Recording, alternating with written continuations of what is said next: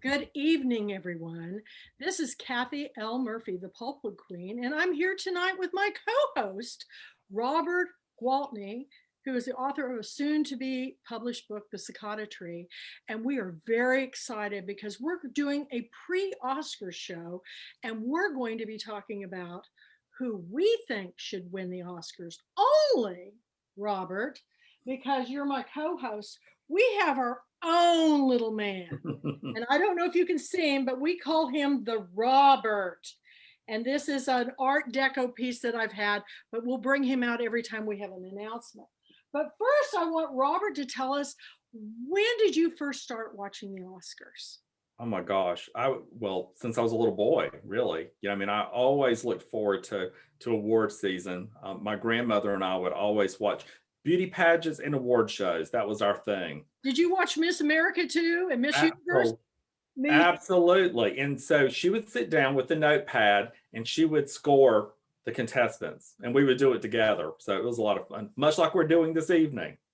Well, it was the same way with me because when I was a little girl, I had two younger sisters, and I can remember this as far back as I can remember. But when it came time for the Academy Awards, it was like the biggest night in our house. We got to stay up late. My mother would turn out all the lights.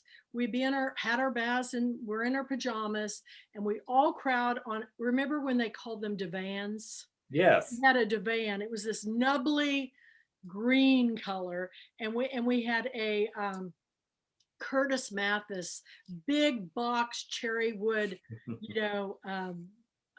television set. It had three channels, and we turn it on. On that night, we get to have Coca-Colas in the bottles, and my mom would make popcorn. And it was just like the most exciting night of our lives. And we watched the Miss America and the Miss Universe pageant too, the same way. These were as big as our yearly watching of The Wizard of Oz, The Birds. I'm just trying to think, To Kill a Mockingbird. Films was a big part of my growing up because my mother had gone out after her sophomore year in college. And it was Emporia State Teachers College back then. It's now Emporia State College, State University. But after her sophomore year, her speech and drama professor found her an agent, and she went out, her and her sister went out by train to Hollywood. And I have a picture here I want to share with you. You wonder why I have this love of Hollywood. It was my mother who wanted to be a movie star, but this is one of her portfolio pictures, and I just love this outfit. I mean, this was the 1950s when women had a little bit more meat on their bones, but my mom had a 21-inch waist. Wow. Yeah, she was 5'3", and she was built very much like Marilyn Monroe. And it was kind of hard to live up to her persona because I just shot up like a rocket and looked just like a boy for years and years. But I always loved the Academy Awards. Now, what was your favorite? Do you remember a host that was your favorite? Oh my gosh. There's been so many. So many. So many. I Well, can I remember back remember. when Bob Hope. Well, Bob Hope. yes. Well, I remember the time. Well, I remember the opening number that was such a flop that was done by Rob Lowe, the Disney thing. Do you remember that one where he did a duet with Snow White, and it was just a disaster. Rob Lowe sang. He, I don't. I think he probably talked his way through this number. I don't remember that one, but I can remember some where the comedians that were doing the commentating said things that were a little bit too far. I always loved Bob Hope because Bob Hope knew how far to push the envelope and yet not offend anybody. And then I love Johnny Carson, but I think my favorite Oscars was when Hugh Jackman did that big musical number. I was just blown away. And then I loved That was when great. Billy Crystal, and Yes, I was going to say Billy Crystal. He did an awesome job. he did an awesome job. And he, you know, I think the greatest comedians know how to have the repartee without offending anybody. And I really appreciate that. I really did, because it just makes you uncomfortable when all of a sudden they start going a little bit too far. They make it political. It's about presenting the best in film. So that's what we're doing tonight. And I am so excited that I even brought out, just so you would know, some breathless wine, because of course you've got to have, wonderful refreshment for your and I also wanted to mention, we just had Bobby Cornblit on with the Pulpwood Queen. She wrote a wonderful book about it called Red Carpet Rivals. And Bobby used to be married to a studio head in Beverly Hills. So she knows the behind the scenes. So Bobby is always fun to talk to about what it was like, because she went to all the Academy Awards, the Grammys, all of those things. And anyway, so shall we begin? Well, first of all, no, wait a minute. Let's talk about what you're wearing, because we have the pre-show with the red carpet, and people go, "What are you wearing? That is fantastic. Thank That's you. good looking suit." And I can't tell, is it velvet or is it? Well, no, it is. It has a little bit of it's roses actually, and there's this with sort of a metallic thread woven through, so it's not velvet.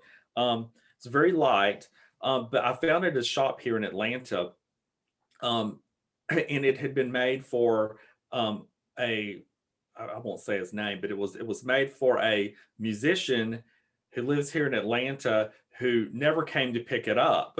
Are you kidding me? So we just What happened you? so we just happened to be the exact same size. So I was able to talk it. I was able to talk it off of the rack, and I snagged it. So Even the pant inseam and everything, the length was work for you too?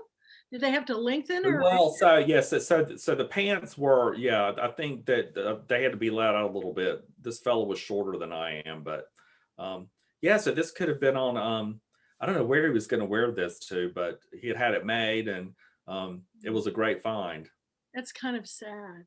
I Well, know. I am wearing tonight. When I went back to college, I got a job at a little clothing chain store called Cato Fashions, and this I is know. Cato Fashions, and all the jewelry is Cato too. Now the bracelet is vintage, and I love it. It was given to me by my friend Joyce Jackson Fooch, and it's a costume piece, but it's a really nice one. And then of course I have my tiara that was given to me by one of my Pulpwood queens. So I'm very excited about my, it's not designer, it is off the rack. But who knows? Maybe one of these days you and I will be going there in person. Absolutely. So tonight we Robert and I have watched these films, and we're not going to do all the categories. We're just going to do the ones that we were able to see. So many of the shows and the animated things are things that we couldn't see, especially now that we're home, social distancing with COVID. But by gosh, if they had on Hulu or Amazon or Netflix, YouTube, I could find them. And we're going to begin. Are you ready to go? Ready. This is so exciting. Well, we would like to tell you that our vote for the Best Supporting Actress in Film, drum roll please, And the envelope. the Robert goes to Glenn Close. Glenn Close gets the Robert of Hillbilly Elegy. Oh, you know what? That was such an incredible film. I didn't even recognize her. Did you? No, not at first. I mean, it's frightening. It was scary. Yeah, she looked an Maybe. awful lot like some of my relatives. I know. Well, she reminded me of many of mine as well. I think she did an excellent job, and we will see tomorrow night if we were right, and we will do a recap next week. Okay, next up is our best supporting actor. Can we have the envelope, please? Goodness. And the winner for Best Supporting Actor is Sacha Baron Cohen. Oh my goodness, he wins the Robert. Now, this was a new role for him because I've seen him in some of his other films, which were very controversial. This is Oh, the good. first time he did such a serious, the trial of the Chicago Seven. But I think there's going to be some really great things happening with him. I love his wife too. She's an actress, and I congratulate him, and we'll see if we're right about that one. Next up, we're going to talk about who wins for best, which film wins for best cinematography. Robert, the envelope, please. And the winner for Best Cinematography is News of the World. News of the World.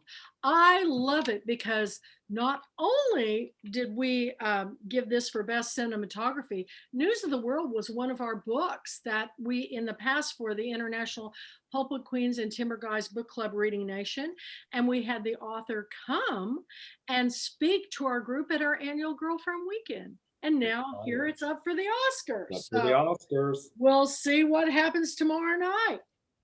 Okay, we're on to number 4, one of my favorites, because being a hairstylist and cosmetologist and makeup artist, we are now going to talk about who won for best makeup and hairstyling in film. And the winning film is, envelope please, Emma. Emma. I loved Emma. A wonderful period piece, and I think it was an excellent job. This was a little tougher because there was some stiff competition, but we'll see tomorrow night if we were right. On to number 5, and my absolute favorite is costume design.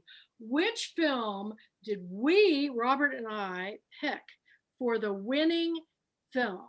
Envelope, please. And the winner is Mank. Mank. Oh my goodness. Talk about Hollywood. This was quite a film, and I enjoyed it so much. I thought um, the hair, the way they had the clothes for that time period was spot on perfect. So I'm so And glad we agreed. and Mhm. also, Kathy, I think I was reading. So this year with the Oscars, it's just a whole lot of history that's going on with this specific 2021 Academy Awards. But I think I was reading that Mank is like maybe one of maybe 7. I'm probably getting this wrong. 7 pictures that's been nominated. It was black and white. Um, Oh something yeah, along. I can remember some of them. What was that one where they danced? Oh gosh, The Artist. The Woody Artist. Oh, Artist. that's fabulous. Wasn't that fabulous? I thought it was so I good. enjoy it. And it was silent. Yes, I So, loved it. I yeah, thought I it did was too. terrific. But Mank is our winner for costume design. Okay, so we're going on to number 6. This is really important because this is what is the new direction for directing in film. And our winner is, Best Director, yes, Chloe Zhao. for the film No Man Land. Oh my goodness. That was the very first film I watched of all the ones that were nominated. And I just thought it was done wonderfully, and so did you. So we'll see what happens tomorrow night with that. And and Chloe Zhao was one of 2 female directors in the nomination category this year, which is, I think, groundbreaking. I think it's the first Uh, having 2. that's fabulous, and I'm glad that she did it. Okay, number 7. Drum roll, we are going on to Best Actress in Film. Oh my gosh. Best Actress, Envelope? Frances McDormand for Nomadland. My goodness, I have loved her ever since Sling Blade.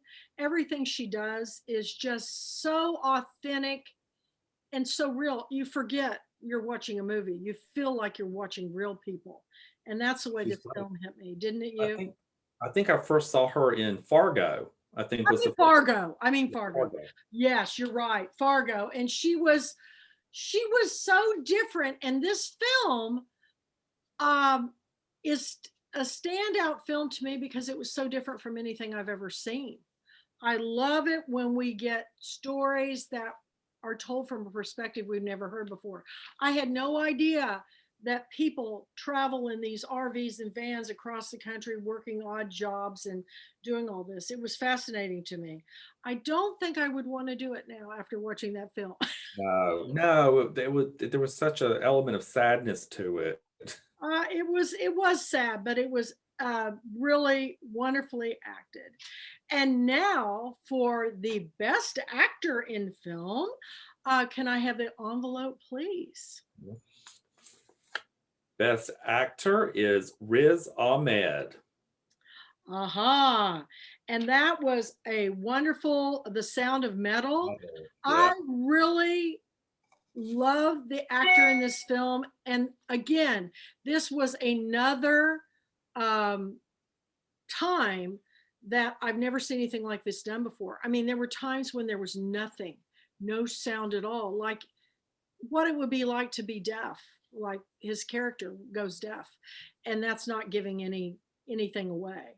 But the acting was wonderful, and this was the first time I think they said that anybody's ever been nominated for this, maybe not even just this role, but from for in a film that's in the categories from the Middle East.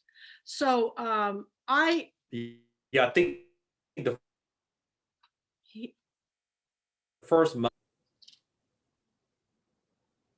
we're freezing up or something. Yeah, yeah, we are. What did you? What was your No, remark? yeah, so I believe that he is the first Muslim actor to have been nominated for Best Actor ever. I think this is the first time. Well, I'm telling you, I am a big Shah Rukh Khan fan, and I still cannot believe that he did not win for Best Actor for My Name Is Khan. This was, back some time ago, but he played an autistic man who was Muslim that lived in the United States. Fascinating movie, one of the best films I've ever seen. And now we are going on to our last category. Is that right? It's the big one. This is the big one, everybody. We have voted on the best picture, and our vote goes to envelope, please. Nomadland. Nomadland. Well, folks, these are our predictions for the Oscars for tomorrow night.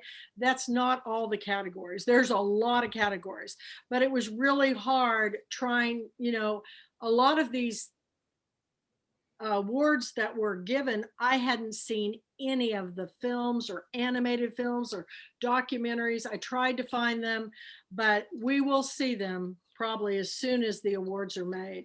So I'm tuning in tomorrow night. I'll be starting actually in the afternoon. Now I'll be dressed a little bit differently when I'm watching from home, but we wanted to glam up tonight because we love the Oscars. Any final comments, Robert, on the big night tonight? Well, first, I think you look fabulous this evening. Well, So so I think do you. I'm ready to go out on the town. You look fabulous. And I want to mention that next week we are going to be watching Alfred Hitchcock's The Birds. And my very first signed book was signed by Tippi Hedren, who was the star of The Birds when I lived in California. And I just recently found this book, Tippi.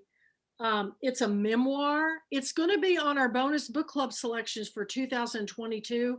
You all, I could not put this book down, but I thought it was really funny because when she signed my book, she put birds, and the inside jacket of this book has birds too. But it's a wonderful story, and I love reading biographies on actors, and we're going to have more of those in our reading list this year. So I'm Really, I've read 10 books this week, Robert. 10 Good books, grief. and I've got 5 more in the works. I'm working now on my 2022 book club selection. And again, Robert's book, The Cicada Tree, is going to be our February lead book of the month. And we're really excited. For those of you that do not know this, we now have a magazine. It's called the International Pulpwood Queens and Timber Guys Reading Nation magazine. And Mandy Haynes, our executive director, is the editor in chief of this magazine. And she has put the first issue together. She was just going to be doing quarterly, but the response when we put it out there, it's free to everyone. It's up on the website, www.thepulpwoodqueens.com. She's going to be quarterly, she's going to be featuring all of our main authors, but she's now doing 12 issues a year because authors that are members we're going to be showcasing in the magazine. So check it out. And if you have any questions, go to mandy.thepulpwoodqueen@gmail.com. And if you ever have any questions about anything, reach out to Robert or I on the film club, and we will get you your answers as soon as possible. So, here's our big night. We're going to be tomorrow. I'll probably save this for tomorrow night.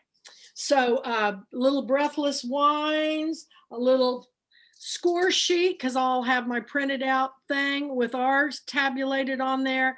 And I'm just going to guess on the other ones. So we'll do a recap next week before we start talking about the birds. How's that sound, everybody? We'll see how close that Robert and I were on our votes. And we were unanimous. I'm telling you, bringing Robert on, I have found somebody as crazy about films as I am. And we both have the same sense of humor. Robert, you look fabulous. I mean, I don't know what you're doing the rest of the night, but I hope you're doing something fun. Well, the sofa and a book. That's me. I'm actually reading right now. This is one of the books I'm reading, The Last Castle, which is going to be a book club selection. It's by Denise Kiernan. She's coming to Girlfriend Weekend. She came years ago for the Girls of Atomic City, but this is about the Biltmore Mansion, which is one of my favorite places in the world that I've ever been. So it's an epic story of love, loss, and the American royalty and nation's largest home. This is our American castle. And if you have not been to the Biltmore, I highly recommend it. So everybody have a wonderful time watching the Academy Awards. Robert, thank you again for dressing all up. Take some pictures and send them to me because we got to use those. We got to use those on because that looks pretty good. So we will see you next week, if not sooner, on the Film Club. And thank you all for joining us. Bye, everybody. Good night. Good night.